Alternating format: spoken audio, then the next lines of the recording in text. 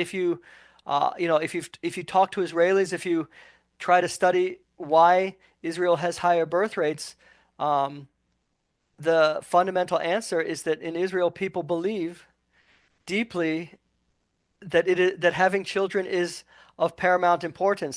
This is believed among secular Jews in Israel, among the ultra religious, and everyone in between. So there's this strong belief, and that's really uh, an incredibly important driver. And what I like, what I think is really valuable about that is that it's very freedom oriented.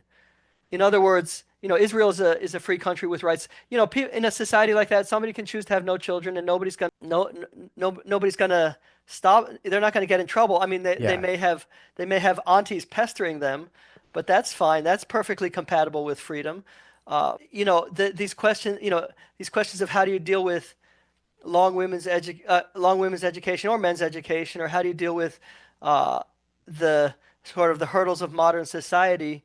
Uh, the answer is maybe, some of those things you can't change it, or you can't go back on it. But what you can do is uh, lean much harder Mm. into the value of having children directly, and then a lot of things will, and that'll pull a lot of other things along. Like for example, in Israel, the marriage rates are much higher, and people marry younger. I'm sure that has everything to do with the fact that having children is a very, very high priority.